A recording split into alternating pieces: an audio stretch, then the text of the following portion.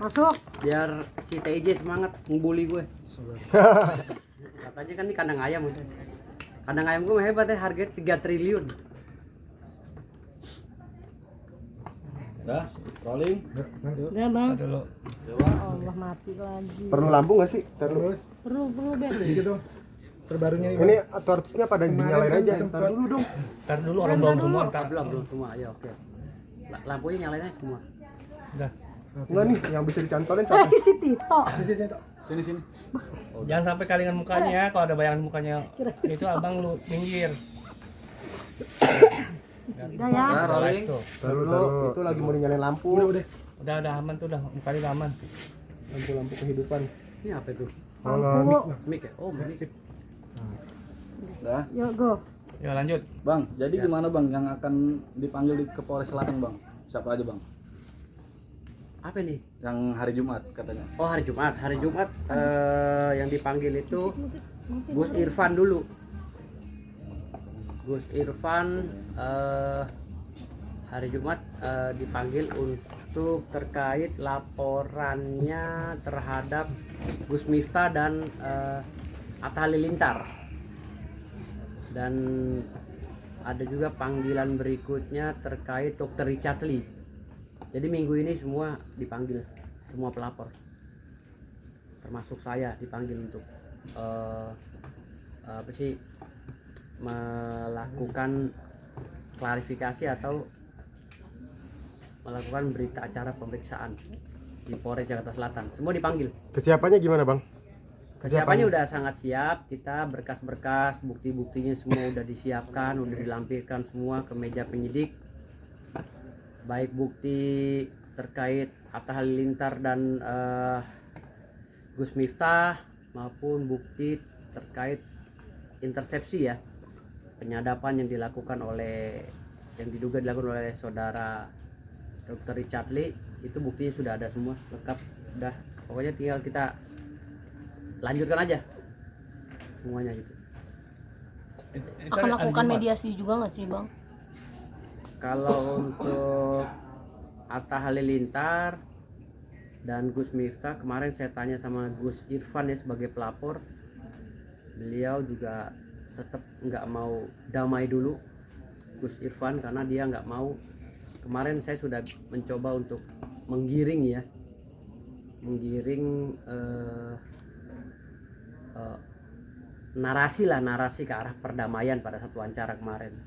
Tapi ternyata setelah kembali kita dari Polres, Gus Irfan keberatan untuk berdamai dengan Gus Miftah dan Atta Halilintar. Dia minta dilanjut dulu. Artinya untuk Marcel Radival ada kemungkinan untuk bermediasi kah?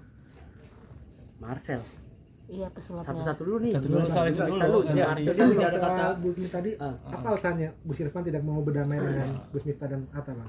Karena kata Gus Irfan ini berkaitan dengan penghinaan terhadap dirinya, ya wabil khusus tim para dukun lah ya, yang diundang oleh Atta Halilintar, lalu di take down videonya seakan-akan tidak bermanfaat gitu kan. Lalu ditambah lagi Gus Miftah beberapa kali mengata-ngatai dukun itu sendiri dengan kalimat-kalimat yang nggak pantas gitu. Jadi kata Gus Irfan lah, nggak usah lah, buat apa damai katanya, kita lanjut aja ke pembuktian nanti gitu. Dia punya dalil, saya punya dalil, dia juga punya alibi, saya juga punya alibi, kata Gus Irfan gitu. Jadi Gus Irfan bilang ya silakan beralibi, saya juga punya alibi gitu. Beliau juga bilang kita nggak usah bawa-bawa organisasi, walaupun dia juga warga NU kan, nggak usah bawa-bawa organisasi, nggak usah nyebut organisasi, ini pribadi gitu kata Gus Irfan. Ini urusan pribadi ya, karena ini udah berkaitan dengan harga diri. Jangan sampai katanya orang-orang mengatasnamakan organisasi, apalagi organisasi agama terbesar ya di Indonesia. Jangan sampai juga mengatasnamakan uang ya kan, seperti Atta Halilintar punya segalanya katanya. Itu sehingga terkesan menurut Gus ya, kita jadi kayak dilecehkan banget gitu. Jadi kita gas aja dulu. Nah, akhirnya saya gas karena perintah dari klien saya, ya saya gas. Ya, makanya hari Jumat kita dipanggil. Ini seandainya pihak Atta minta maaf, apakah terbuka bang untuk berdamai? Itu tergantung lagi kepada klien saya si Gus Irfan. Kalau klien saya bilang maafkan ya mau dia dikata apa. Kalau saya kan hanya satu yang saya laporin dengan sungguh-sungguh ya, yaitu Dr. Richard Lee. Kalau yang lainnya seperti Acong Latif, seperti anak mahasiswa itu, dan mungkin para asatid yang telah melaporkan saya juga akan saya lapor balik kan gitu. Tetapi kan itu tidak serius saya, tidak serius lah, karena berkaitannya dengan agama Islam, jadi rasanya risih lah gitu kalau kita saling menzalimi ya sesama muslim, risih. Bang, Risih. untuk terlapor masing-masing kayak Richard Lee atau itu masing-masing Beda-beda nggak? beda apa ancamannya berapa lama? Kalau Atta Halilintar dan Gus Miftah itu dilakukannya bersama-sama, itu ancaman hukumannya 6 tahun penjara. Bukan 4 tahun ya, 6 tahun.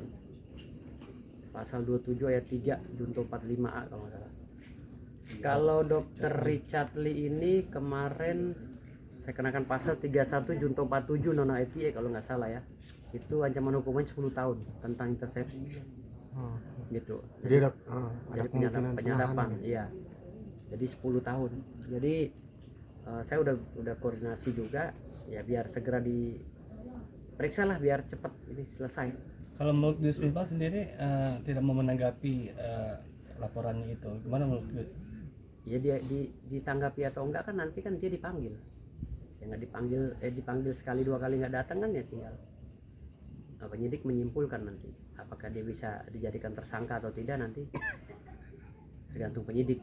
Tapi kan kita tahapnya ini kan baru awal, tahap pemeriksaan saksi pelapor lah. Kapan bang dipanggilnya bang kira-kira bang? Hari Jumat jam 3 sore. Kalau untuk Gus Miftah dan Atta itu kapan bang? Hari Jumat jam 3 Itu. sore. Iya, kalau Jumat besok ya? iya untuk Dr. Richard Lee saya belum dapat undangannya, tapi katanya minggu ini atau minggu depan paling telat untuk laporan saya terhadap Dr. Richard Lee tentang intersepsi. Iya. Bang, tadi abang bilang kalau yang lain abang kurang seriusin, tapi kenapa dengan Dr. Richard Lee abang seriusin katanya? Kalau untuk Dr. Richard Lee, untuk pesulap merah ini kenapa kita seriusin? Karena pokok permasalahannya dari mereka. Kalau pribadi saya ya, saya tidak ke Atta dan Gus Miftah kan, itu urusan klien saya kalau Atta dan Gus Miftah. Kalau ini saya kan urusannya dengan Dr. Richard Lee. Aduh. Saya urusannya dengan Dr. Richard Lee dan pesulap merah. Kenapa saya seriusin ya karena memang ya mereka juga dari awal sampai akhir itu sama sekali ngenyek dan nyepelein gitu. Jadi ya udah. Dan ini adalah proses, menurut saya proses yang lumayan paling cepat gitu. Jadi 2 bulan udah rampung proses pemeriksaan dari pihak kita, hampir 2 bulan ya udah rampung, dan proses paling cepat ini lumayan lah untuk pesulap merah.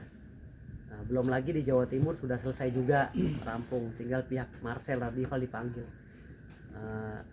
Ya banyak lah laporan-laporan susulan lainnya akhirnya yang dia juga akan dipanggil nanti. Itulah yang saya bilang tadi, karena terlalu banyak menyepelekan laporan orang lain dan orang lain dianggap sepele oleh mereka. Mungkin mereka merasa dirinya udah punya duit, udah punya backing, ya kan, melihat mungkin lawannya ini dukun-dukun, culun-culun semua gitu kan. Terus didampingi oleh saya pengacara culun begini ya kan. Orang anggapnya pengacara culun, tapi kalau orang tahu siapa saya, nangis meronta-ronta mereka. Gitu loh. Jadi jangan dilihat dari orang performnya gitu kan, culun dilihat disepelein, jangan gitu. Jangan nyepelin orang. Itu makanya bilang di sini kita harus benar-benar saling menghargai sebagai anak bangsa. Jangan semuanya disepelein, ya kan? Kata-katain, kan itu nggak benar. Dukun itu kan bagian daripada profesi yang ada di bangsa ini dan dilegalkan oleh pemerintah, ada akte pendiriannya gitu. Makanya saya beberapa kali saya berbicara, dukun ini ada selama di Kamus Besar Bahasa Indonesia ini masih ada tercatat di situ. Secara hukum jadi apa ya? Ada di tengah kita gitu loh, dan tidak bisa dibuang ke luar negeri. Mau digimanain dukun-dukun yang ada di sini gitu. Jadi terima aja dan harus berdampingan dengan mereka. Jangankan dukun, orang kena HIV aja pemerintah menganjurkan untuk bersama-sama. Baru-baru ini presiden juga mengumumkan melalui kementerian kita harus hidup bersama COVID. Jadi jangankan dukun itu yang membahayakan lebih dari dukun aja, COVID-19 disarankan untuk hidup bareng gitu. Jadi apa alasannya untuk benci pada dukun?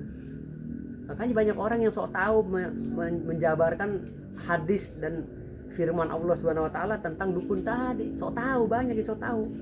Dukun itu syirik, musyrik. Aduh, apalagi pendakwah-pendakwah yang bacotnya asal ngomong, dia nggak ngerti syirik itu apa sih. Hah? Musyrik itu apa? Musyrik itu menduakan Allah. Syirik juga sama, kaitannya sama satu sama lainnya. Menduakan Allah dan mempercayai kekuatan selain Allah. Selama kita tidak mempercayai kekuatan selain Allah, ya, selama tidak menduakan Allah, mau kegiatan apapun sah-sah saja, nggak mesti dukun. Misalnya kita nih pergi ke dokter berobat, sakit gigi kita nih, tahu nyampe dokter disuntik, spontan langsung sembuh. Wih, hebat nih dokter. Itu aja udah syirik ngomong begitu. Kita nggak ngomong takjub, subhanallah, berkat Allah Subhanahu wa taala melalui dokter ini. Itu baru nggak syirik. Tapi kalau wih hebat banget nih dokter, ini enak nih dokter di sini nih, jago nih, akhirnya lupa kekuatan Allah itu, akhirnya syirik dia. Itu mana syirik tuh seperti itu. Jadi dikit-dikit ini orang, awas jangan dekat sama dukun kamu ya. Padahal yang disuruh, yang dilarang oleh Allah SWT itu melalui firman-Nya atau melalui hadis Rasulullah SAW adalah kahin. Kahin itu orang yang melakukan kegiatan supranatural, kegiatan perdukunan yang merugikan orang seperti penyihir gitu loh. Kahin itu.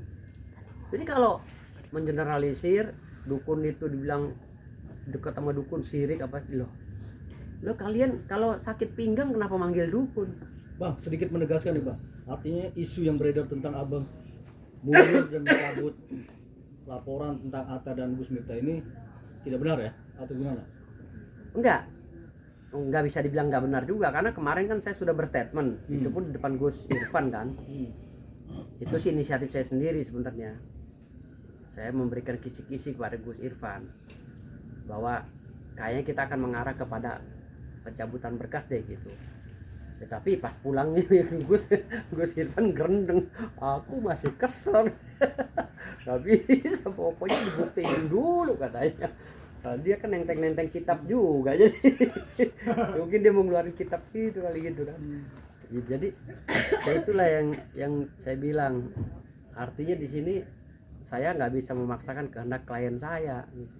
Selama klien saya masih mau fight ya udah, maju saya dampingi gitu. Mungkin karena ada kekuatan Atta dan Gus Miftah di belakangnya atau hal lain? Kekuatan apa? Jabogar, megaloman. Di Indonesia mah nggak usah ngomong kekuatan dah. Saya udah sering nangani orang-orang yang ngaku-ngaku kuat, gue sikat semua. Nggak ada. Siapa sih di belakang Atta? Suruh keluar, suruh baris semua di belakang Atta. Gitu. Gue sikat semua kalau bicara kekuatan. Yang gue takutin adalah kekuatan Allah Subhanahu wa taala. Nggak ada cerita tuh Gus Miftah, Atta. Gue sikat semua, nggak ada cerita. Mau di belakangnya siapa? Bang, tadi abang kenapa sempat berpikiran ada perdamaian gitu bang, cabut kuasa gitu, sorry, cabut laporan. Nah, kalau gue pribadi, ya, kalau gue pribadi kan gue udah bilang, Atta dengan Gus Miftah kan bagi gue ya, nggak begitu nyeleneh gitu loh. Makanya gue memberikan statement kemarin begitu. Barangkali tadinya Gus tertarik nih, ternyata Gus ya nggak mau. Pas pulang beliau menyampaikan keberatannya, untuk Miftah saya enggak gitu. Ya udah saya bingung gitu. Dia mau debat dulu sama Miftah di TV katanya gitu loh. ketemu langsung. Iya, dia mau langsung, saya mau ditemuin sama Miftah dulu. Saya mau tahu dia ilmu agamanya kayak apa. Saya buka kitab, dia buka kitab. Nah ya, kalau dibicara kitab kan kita bingung. Tapi Gus Miftah sendiri kan sedikit nyeleneh, artinya Untuk apa saya ketemu? Mau ngapa? Lah. Orang saya sering ketemu yang lain kok. Lah iya makanya kan gini, Gus Miftah ketemu atau nggak ketemu kan prosesnya tetap jalan. Gitu loh. Toh Gus Irfan juga gua nggak minta ketemu sebenarnya gitu, tapi beliau bilang kalau memang Gus Miftah membenarkan bahwa ceramahnya dia yang mengata-ngatai istri dukun itu jelek-jelek atau merongos itu dibenarkan menurut agama Islam, ya itu dia minta keluarkan fatwanya gitu. Itu diminta dikeluarkan rujukannya kitab apa yang membenarkan ceramahnya Gus Miftah yang ngata-ngatai dukun, orang nggak waras ya kan, yang datang ke dukun nggak waras ya kan, ini nggak normal ya kan, namanya juga paranormal tuh. Yang seperti itu hujatan itu apakah ada di kitab? Nah, kitab mana rujukannya? Makanya dia mau ngajak debat Miftah. Kalau memang Miftah ada kitabnya yang membenarkan itu, Gus bahkan bersedia untuk dipertemukan di televisi manapun katanya. Bahkan mungkin masuk televisi dunia nggak masalah untuk pembahasan ini. Kalau memang ada di satu kitab, jangankan umat muslim, kitab agama lain pun kalau ada yang mengatakan bahwa membolehkan agama itu mencaci maki sesama, maka dia angkat jempol. Berarti Tuhannya Miftah beda dengan Tuhan kita. Kalau Tuhan kita ngajarinya jangan mencaci maki, karena itu umat ciptaan Allah juga kan. Makhluk ciptaan Allah juga gitu. Jadi itu aja sih yang diminta oleh Gus Irfan, sampai mentok dulu baru kalau bicara damai nanti dulu lah katanya. Tapi belum ada itikat mungkin dari Gus Miftah untuk mengkontak Gus Irfan sendiri. Nggak ada juga nggak ada. Belum ada komunikasi sama Atta pun belum ada komunikasi. Nggak ada Kan udah sebagai lawyernya juga nggak ada kontak berarti sama mereka berdua. Nggak, kan gue udah bilang gue ngontek Atta itu waktu gue nggak ada masalah sama Atta. Tapi ketika semua udah punya masalah dengan gue, haram gue untuk menghubungi mereka. Kan gue udah punya prinsip di law firm gue tuh, kalau kita menangani kasus kita haram untuk menghubungi pihak lawan apapun alasannya. Fight ya fight. Kalau dihubungi bang, Hah? pihak lawan, kalau menghubungi pihak lawan, Ya, kayak kemarin Acong Latif ya kan, secara nggak sengaja Baby Kumalasari telepon gue, lalu bang nih ada yang ngomong sama lu bang, atau dikasih ke Acong Latif. Kan gue kaget loh, spontan gue bilang, Ber kok nih dikasih ke Acong Latif? Ya untuk bukti gue screenshot aja ya gitu. Nah, dan pembicaraan gue dengan Acong Latif ya nyambung, dan kita nggak ada gimana ya, nggak ada, gue sama Acong Latif tuh nggak ada gregetnya gitu loh untuk melawan dia tuh, nggak ada gregetnya. Kenapa? Karena gue juga menghargai dia sebagai umat Islam yang mau peduli sama gue, negur gue juga nggak egois gitu kan. Berarti ada kesalahan gue juga, mungkin kekeliruan gue yang harus gue perbaiki dalam diri gue gitu. Makanya gue welcome lah sama Acong Latif, walaupun saling lapor, tapi ya mungkin nanti kedepannya akan saling cabut. masih ada pendam tuh damai bang ya? Ya, kalau Acong Latif 80% masih bisa damai mungkin. 80% ya, jadi 20%-nya ya gue nyerang. Tapi nggak mungkin lah gue serang terus. Gue kemungkinan Acong Latif, mahasiswa itu yang laporin gue, Kiai Ustadz Madura itu nggak mungkin lah gue ini. Itu gue anggapnya ya udahlah, ini teguran mereka ya. Gue akhirnya ya harus lebih menjaga omongan lagi. Mungkin ada obrolan apa aja bang sama Bang Acong? Nggak ada sih, mereka ngajak gue pembukaan kafe apa gitu loh. Ya, gue bilang gue lihat kafe kan identik dengan begitu kan, minuman keras atau apa. Ya gue bilang ya nggak bisa gitu loh. Gue juga penyanyi gitu. Sekarang gue ke kafe juga sekali-sekali ya, sebulan sekali. Tapi kan di dalam kafe itu gue hanya ngambil aqua untuk nyanyi kan. Tapi nggak ada obrolan mungkin yang mengarah ke arah rujuk gitu bang? Maksudnya Damai. damai ya? Kalau Acong Latifnya enggak, tapi kalau Baby Kumalasari ya bilang udahlah jangan kenceng-kenceng, kita temen gitu kan. Iya oke. Ditengahin oleh Tengah sama Barbie. Kalau Acong Latif nggak ngomong. Bang, untuk ajakan Acong Latif untuk bertobat itu gimana? Iya enggak, itu benar kan gue bilang. Kalau untuk bertobat itu gue benarkan. Kenapa? Takutnya kan gue juga kan dalam menyampaikan bahasa ke publik itu menyinggung perasaan umat Islam, walaupun gue nggak merasa salah, tapi takutnya kesalahan itu kan bisa dinilai oleh orang, bukan gue. Jadi mungkin orang itu terhentak hatinya sama gue, jadi kesel gitu kan, tergantung orang kan. Cermin gue kan adalah orang lain, bukan diri gue. Kalau diri gue berarti gue egois dong. Kalau versi gue nggak bakal mau kalah gitu loh. Dan memang orang yang nggak percaya dengan adanya dukun itu syahadatnya bakal batal gitu loh. Karena 10 kategori yang membatalkan syahadat itu diantaranya ya tidak mempercayai, tidak menjalankan apa perintah Allah. Kan gitu, bukan saja murtad ya, tapi tidak menjalankan saja perintah Allah, syahadatnya sudah bisa batal. Gitu loh. Perintah Allah itu yang mempercayai qadar dan qadar itu tadi, kodrat iradat atau takdir. Ya dia jadi dukun, ada akte pendiriannya. Ya kita harus percaya ya akan adanya mereka di tengah-tengah kehidupan kita. Gitu. Kalau nggak percaya itu berarti nggak percaya dengan apa yang diperintahkan dalam rukun Islam dan rukun iman. Gitu. Salah satunya yaitu tadi kodrat dan iradat, qadar dan qadar gitu. Oh, berarti bukan masalah percaya hal gaib, beda lagi Bang ya. Iya, masalah hal gaib juga, diantaranya itu kan gue bilang. Jadi ada 10 kategori yang membatalkan syahadat. Bukan keluar dari Islam yang membatalkan syahadat, kita harus syahadat lagi. Gitu loh, syahadat lagi gitu. Jadi artinya di sini ya kita jangan egois juga gitu. Lo juga ngaku umat Islam tapi nggak jalankan rukun iman rukun Islam juga tetap aja syahadat lo batal. Gitu lo cari kupasan di kiai mana juga tetap jawabannya begitu. Batal syahadat. Ini adalah edukasi baru dari gue gitu loh. Jadi orang-orang biar paham bahwa nggak selamanya syahadat kita ini kita nempel di badan kita. Ketika kita nggak menjalankan aja perintah Allah Subhanahu Wa Taala, satu yang hal yang mudah aja, sholat 5 waktu atau apa, batal syahadatnya, bisa gugur syahadatnya.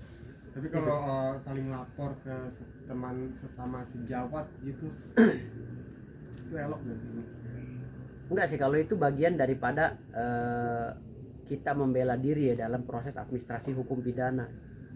Jadi sah-sah saja selama itu bisa, selama penyidiknya yakin, saat kita konseling dia yakin menerima laporan kita, sah-sah saja. Elok nggak elok mah itu belakangan, itu kan udah resiko profesi kan gitu. Artinya di sini gue sama si Acong Latif juga udah saling lapor kan gitu. Si mahasiswa juga mau laporin gue paginya, malamnya udah gue laporin duluan kan gitu, dengan ancaman hukum 6 tahun kan gitu. Artinya gue juga tapi untuk masalah ke mereka ini yang khususnya dari kan gue lihat nih mahasiswanya dari Madura, si Acongnya dari Madura, kiai yang laporin gue juga banyak kan dari Madura gitu. Jadi kayaknya kalau kita bicara loh kok ini apa ya, tapi nggak usah ke situ lah ya. Pikiran gue ya tetap positif bahwa ya memang orang Madura kan Islamnya kental, sama seperti orang Bima kan gitu. Artinya ya udahlah, ini gue nggak mau egois, tetap gue berterima kasih kepada Acong Latif udah menegur gue biar gue lebih hati-hati lagi dalam berucap, walaupun itu konteksnya dalam kuasa, dalam surat kuasa ya, ada hak gue untuk menjawab, tapi tetap gue menerima. Dan gue berterima kasih sama Acong Latif, sama kiai-kiai atau ulama-ulama yang ada di Madura. Gue terima kasih banget gitu, sehingga gue tidak egois di situ gitu. Sehingga malam ini abang lebih lembut nih ya. Ya, Sehingga malam ini abang lebih lembut dari biasanya gitu. gue nggak lembut, gue hari ini karena capek. Oh, gitu. Iya, kalau gue digas ya gue digas. Kalau dia ngegas ya gue gas lagi gitu. Bang, tapi maaf nih Bang, netizen bilang abang karena takut sama Acong Latif sehingga abang lebih hati-hati berbicara. Maaf sebelumnya. Nggak ada yang gue takutin. Kan gue dibilang gue nih pengacara ribo-dabo, ribut boleh, damai boleh, ya, di penjara oke, bunuh-bunuhan siap gitu. Tapi kan itu nggak etis kalau kita bicara begitu. Kan gue sebagai lawyer ya, tapi kalau gue bicara begitu itu untuk membahasakan itu bahwa gue nggak ada takutnya, nggak ada. Kan gue udah bilang, Hotman juga gue udah pernah ngomongin kan, jangankan Hotman, traktor aja gue tabrak kan gitu. Artinya gue nggak main-main masalah ini. Cuman Acong Latif ada poinnya, poin plusnya di hadapan gue gitu loh. Satu, beliau adalah salah satu rekan gue yang mau menegur gue dengan cara seperti ini. Ambil apa ya, itibar dari inilah gitu, mau gitu, masih mau peduli menegur gue. Kalau enggak kan gue juga kebablasan kalau nggak ada remnya. Terus komentar abang dibilang kemarin Bang Acong bilang Bang Firdaus ini nggak selevel sama saya, itu gimana Bang? Iya kan dia kan level 1, kalau gue kan level 5. Iya, dia level 1 nggak kurang pedas dia, kalau gue 5 gue udah pedas. Iya, nggak level. Dia ngakui sendiri kan nggak level ya, karena gue derajatnya lebih tinggi dari dia gitu. Gue nggak perlu, dia udah ngakui sendiri kan, gue nggak perlu ngomongin ke orang. Dia nggak level gue. Gimana sih ceritanya Deddy Kumasari yang jadi penengah gitu loh? Siapa? BRB tadi Barkum, BRB Barkum. Kumala. Berbi Kumalasari. Bisa di tengah gitu ada Bang Acong gitu. Iya, kalau untuk Berbi Kumalasari sih, oh iya betul dia udah berbicara begitu. Ya penengah artinya dia juga nggak mau ini masalah jadi rame kemana-mana. Ya sebenarnya sih gue juga nggak ngundang Acong kan masuk dalam kuasa gue ini, dalam ranah lingkup kuasa gue ini. Tapi ya karena semuanya udah terjadi, mungkin jalan Allah ya. Gitu. Ya pokoknya untuk Acong Latif masih bagus lah di hadapan gue. Nggak apa ya? Nggak begitu terlalu kayak yang lain. Pokoknya untuk bicara Acong Latif gue masih dingin lah. Tapi ketika udah nyamber ke si Richard, ke si pesulap merah tuh tanduk kok keluar lagi tuh. Tanduk berikut ini apa? Asap-asap merah di sini gitu kan. Keluar Tapi lagi. persiapan abang ngadepin laporan-laporan dari berbagai masyarakat itu gimana sih bang? udah siap. Apa aja persiapannya mungkin? Ya persiapannya gue sekarang apa ya, zikir tiap malam gitu kan, mendoakan agar kiai-kiai tersebut juga diberi limpahan rahmat dan syafaat oleh Allah SWT, karena udah menegur gue gitu. Berterima kasih lah gue gitu. Persiapannya sih mental aja ya, kalaupun karena masalah ini ternyata di sini para kiai itu juga serius mau menjarakan gue, ya mau nggak mau gue harus persiapkan diri untuk membela diri gitu, karena itu lingkup kuasa gue kan gitu. Tapi kalau untuk bicara ustadz kiai itu sih gue nggak tega lah bicara untuk berseberangan dengan mereka, karena gue apa ya, menghargai banget gitu loh ustadz itu. Gue menghargai ustadz kiai asatid dan asatid kiai dan habaib said, gue sangat menghargai banget gitu. Tapi kalau mau berseberangan dengan mereka juga hati gue rasanya nggak maksimal gitu. Menghargai syahadat mereka lah. Bang Wawan gimana nih bang kabarnya bang? Yang bisa ngidupin orang mati. Ya, kemarin dia makan di warteg, ayam kagak hidup. Masih mati itu.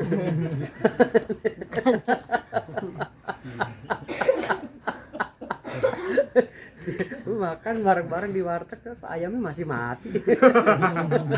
Jangan kan manusia, ayam itu jadi. Gue bicara logis aja deh sekarang, tapi nggak masalah sih, nggak masalah. Yang namanya orang itu kan banyak orang itu punya apa ya, punya cerita gitu loh. Jadi gini loh maksudnya, Awawan ini kan waktu itu datang ke tempat gue beberapa kali kan. Dia ngutus anak buahnya dulu tuh. Ngutus anak buah gue sampai ngutus anak buahnya sampai staf-staf gue di kantor tuh pada ngeliat nih siapa sih bolak-balik ngeliatin papan nama, nggak tahu nyariin nomor telepon gue gitu. Hubung Wawan terus telepon WA, Kang ini dari AA Wawan Paranormal Purwakarta katanya, tolong Pak Kang ini dipertemukan, dia ngefans sama Kang Firdaus gitu. Maaf Pak, saya sibuk Pak, nggak ada. Gue udah gitu, udah 3 kali gue. Tolong Kang katanya gitu. Ini ada berita penting nih dari Kang Wawan. Kita siap mendukung Kang Firdaus. Ya dukung aja Kang. Saya nggak taunya Kang Wawan udah jalan dari Purwakarta. Loh, ntar dulu, gue belum janjian, gue jalan aja. Gue bilang gitu, ada apa nih? Enggak, pokoknya dia mau ketemu Kang Firdaus. Ya udah kan, gue menghargai kan. Hargai dia datang. Ada apa sih sebenarnya, dibawa kru sampai 15 orang kan ke kantor gue. 15 orang mau ngapain nih, bawa kamera, tato gue ngomong di video, gue bilang, jangan video dulu lu, gue bilang gitu. gue kenalan, lu dari mana, gue bilang gitu. Maaf Pak pengacara, saya nggak sengaja nih, nggak bisa, matiin dulu, gue bilang hapus, main videoin aja lu, gue bilang begitu. Jadi tujuan kita apa datang kemari, ada cerita lah, ngasihlah video itu, dia ngidupin orang mati katanya. Ya pemikiran gue, ngidupin orang mati kan berarti orang mati suri nih gitu kan, orang mati suri kan 3 hari ya kan, kapasnya udah ada di sini di hidung, badannya udah biru dingin, mau dimasukin ke peti es mayat kan gitu. Detak jantung udah gak ada, dia bilang gitu. Jadi gue bilang, wah sakti juga nih orang hidup orang mati ya. Awalnya gue terkesima juga, boleh juga nih gue bilang gitu.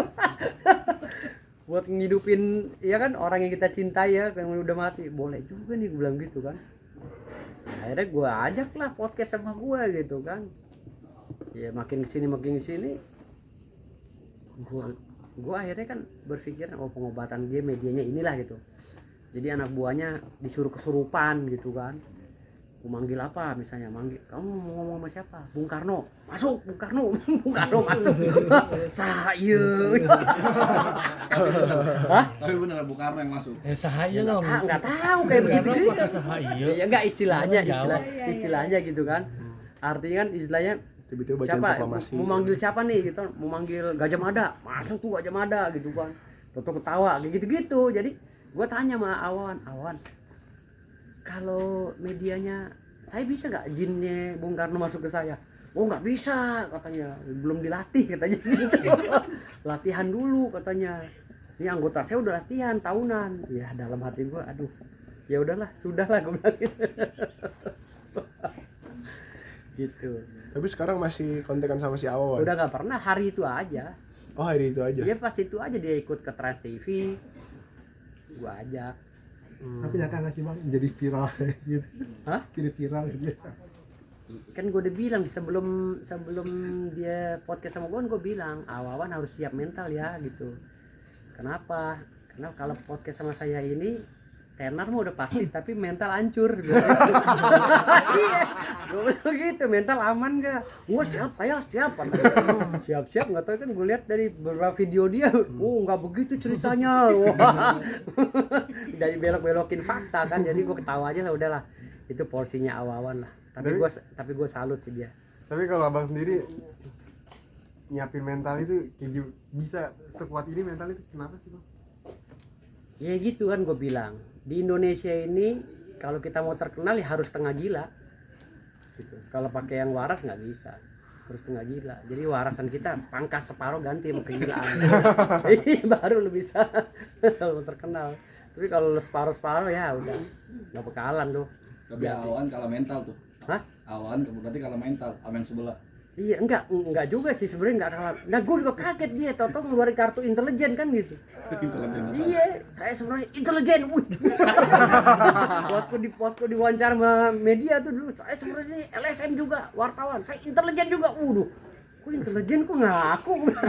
Perasaan pendidikan intelijen biar kata lo disabet pakai selang juga gak bakal ngaku gitu kan. Iya.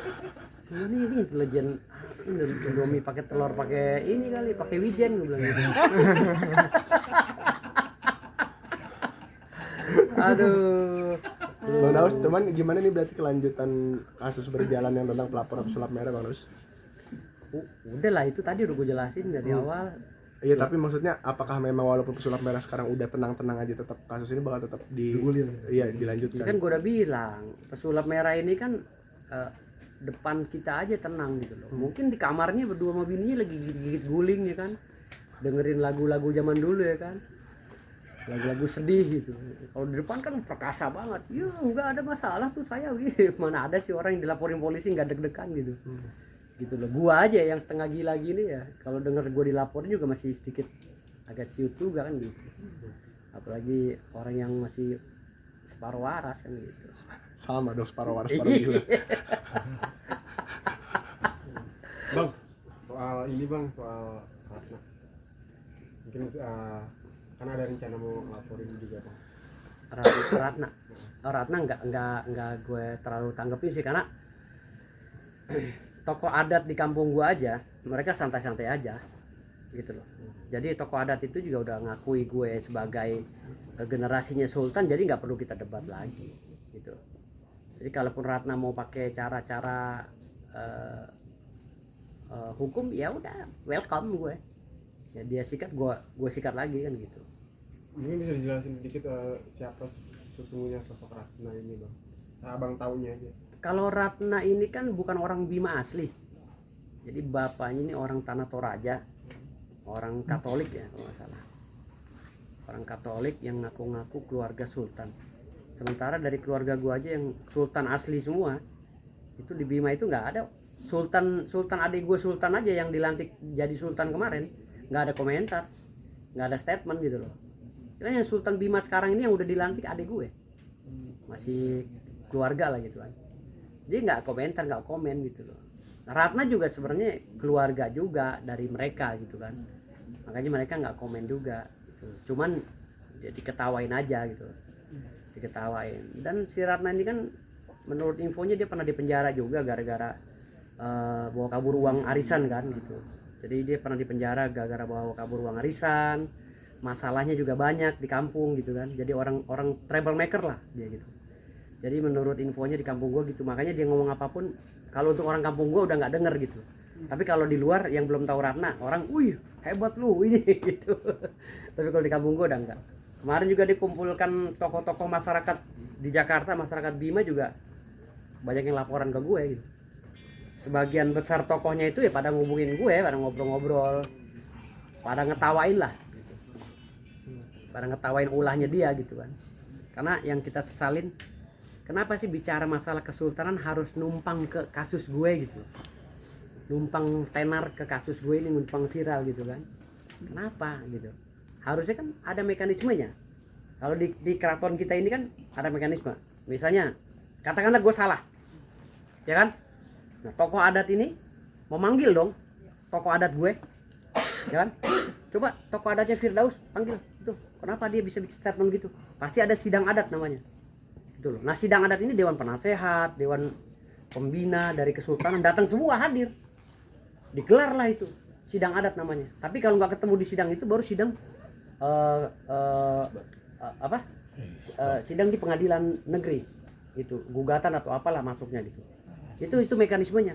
Kalau Ratna kan nggak cara barbar, cara hutan rimba gitu. Makanya di dalam Salatin Asraf Ajaro itu udah ketawain si Ratna sama para sultan gitu. Karena sultan itu lebih elegan menangani permasalahan itu gitu sebenarnya. Nah gue akhirnya kepancing juga jadi kayak orang yang nggak apa ya, Kontrol. Itu. Jadi gue akhirnya itu juga akhirnya. Tapi daftar nama-nama anggota cicitnya Sultan Ismail itu jelas ada, jelas bisa dipertanggungjawabkan secara hukum kok, gitu. Nggak mungkin lah orang biasa ngaku-ngaku keturunan sultan di Bima bisa jadi apa? Tahu lo tau boneka tengah sawah dikeringin di tengah sawah. Orang Bima tuh orang keras semua pak. Lu sembarang ngaku, jangan ngaku RT aja dicincang kalau nggak bener. Apalagi ngaku cucu sultan. Lah gue ngaku cucu sultan, emang gue cucu sultan, lu mau ngomong apa? Sultan mah bebas. Rapi dong. Iya sultan mah bebas, mau ngomong apa juga. Gue jelas, gue sultannya kagak beli di Senen, darah daging gue sultan di Black. Gitu. Tapi ada statement abang kemarin yang bilang setiap orang di Bima itu ya cicitnya keturunan sultan, itu maksudnya apa tuh? Iya jadi gini, karena di Bima itu ada beberapa kerajaan kecil. Kerajaan kecil sebelum kesultanan itu ada kerajaan kecil ya. Nah kerajaan kecil itu nggak terdaftar, sengaja dikaburkan ceritanya oleh mereka, ya oleh rombongan si Ratna ini gitu loh, yang ngaku orang-orang apa sih, orang sejarawan, tapi dikaburkan ceritanya. Padahal artefaknya ada lengkap, makamnya, benteng-bentengnya ada semua, dikaburkan semua mereka, gitu loh. Situs-situsnya ada. Nah, bahkan situs-situs itu sengaja kayaknya, ya diduga sengaja oleh mereka dirusak, nggak dilestarikan. Di Bima itu banyak artefak-artefak situs-situs yang kagak kerawat. Bahkan Museum Samparaja aja yang dia bangga-banggakan itu aduh jelek banget gitu loh, bentuknya jelek banget dan nggak pantas gitu. Gue malu banget kalau ngaku-ngaku saya pemilik Museum Samparaja tapi museumnya kondisi begitu. Gue malu sebenarnya gitu. Nggak sesuai dengan orang Bima yang udah pada sukses semua di Jakarta gitu. Orang Bima kan hidupnya udah pada sukses semua, tapi punya museum rajanya begitu kan lucu. Masa museum raja kayak gitu gue sebagai cucu sultan juga nggak mau lah museum raja gue begitu, kesultanan gue begitu. Minimal kayak museum yang ada di Asimbojo, nah itu pantas tuh. Asimbojo tuh ada keraton kita gitu. Sekarang udah jadi museum, itu masih pantas. Tapi museum Samparaja ya mohon maaf, jangan bawa sultan dah, mamalin gue loh. Jadi ada niat untuk melaporkan Ratna? Kan gue udah bilang kalau untuk Ratna gue masih ngikutin alur dia. kan bilang hari ini dia lapor, setengah menit kemudian gue udah lapor lagi, karena sama-sama punya data kan, bisa bertanggungjawabkan. Gue bukan orang sableng pak, jadi bicara generasi itu bicara nasab. Lo tahu kan keluarga gue separuh Bima tuh keluarga gue separuhnya tuh. Jadi lu bayangin aja kalau gue bicara goyang tuh Bima separuh, bayangin aja.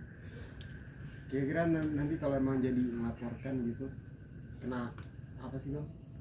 Maksudnya diduganya? Ada beberapa pasal yang udah gue simpen buat Ratna, khususnya undang-undang ITE ada juga. Dugaannya? Iya, duganya adalah ancaman hukumannya 10 tahun juga ada gue simpen. 10 tahun penjara buat Ratna ada juga gitu. Biar dia dipenjara lagi ya kan, dulu katanya pernah dipenjara gara-gara bawa kabur uang arisan atau apa gitu. Sekarang gue penjarain lagi dia gitu loh. Biar dia tahu rasa gitu kan. Jadi dia tuh bertindak itu seakan-akan dia sultannya. Dia itu seakan-akan dia pemilik Kesultanan Bima. Lantas bagaimana penggawa-penggawa yang ada, prajurit-prajurit yang ada gitu loh. Para abdi dalam dan lain-lainnya itu yang ada di situ, penasehat, pembina dan lain-lain. Apa nggak diorangin sama si Ratna? Ratna dia berbicara sebagai apa? Lembaga apa dia? Gitu. Tadi info Ratna pernah dipenjara itu dari siapa bang? Hah? Info, Ada buktinya gue nggak mau nih media nih. infonya dari Kalau gue nggak benar dituntut lah sama Ratna. Ya Ratna suruh klarifikasi aja kapan dia di penjaranya. Tinggal gue buka ntar datanya. Data dia di penjara. Gue nggak mungkin kan, gue bilang gue kalau udah ngomong nggak mungkin kalau nggak ada datanya.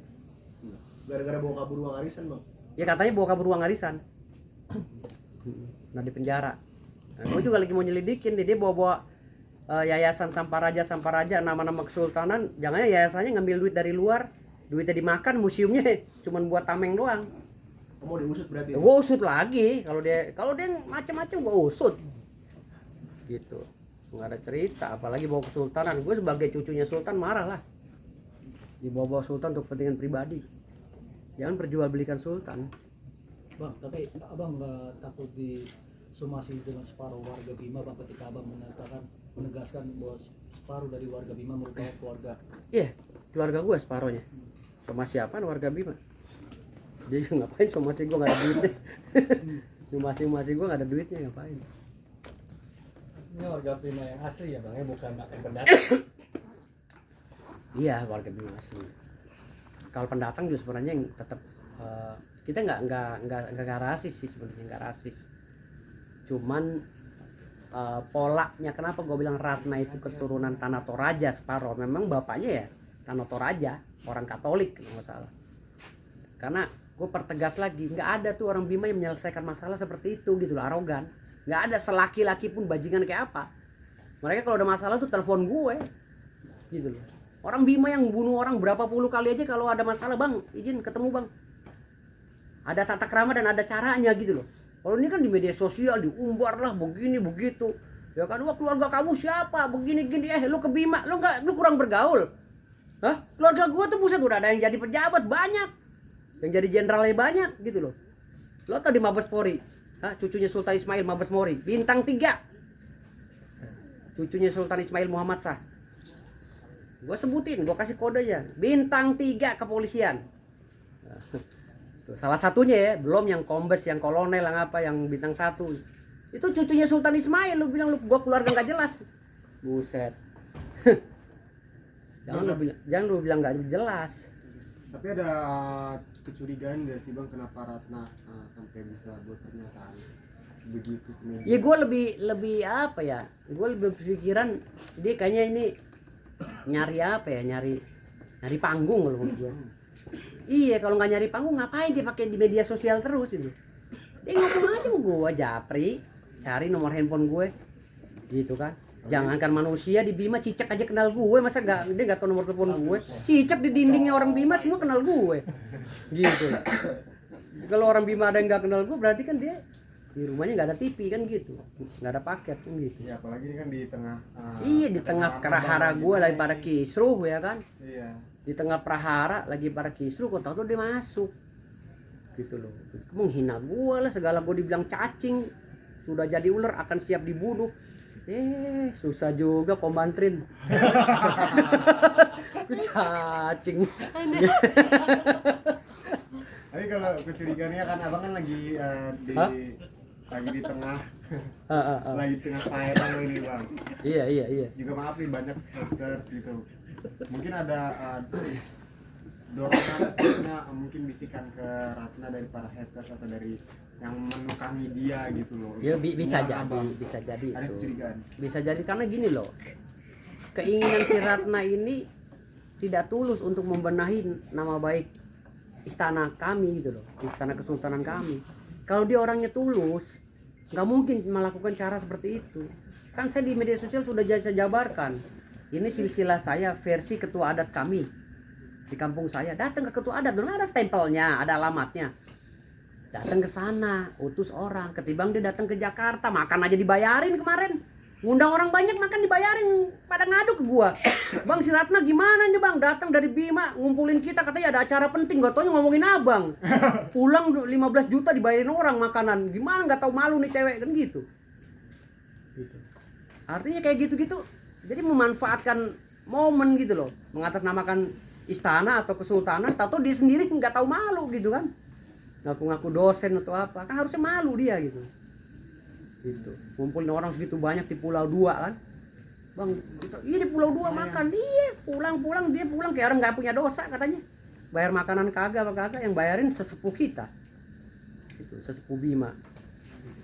Oke bang, tantangan buat Ratna untuk abang sendiri seperti apa? Kalau Ratna emang benar-benar mau nantang abang itu untuk mau dilaporin.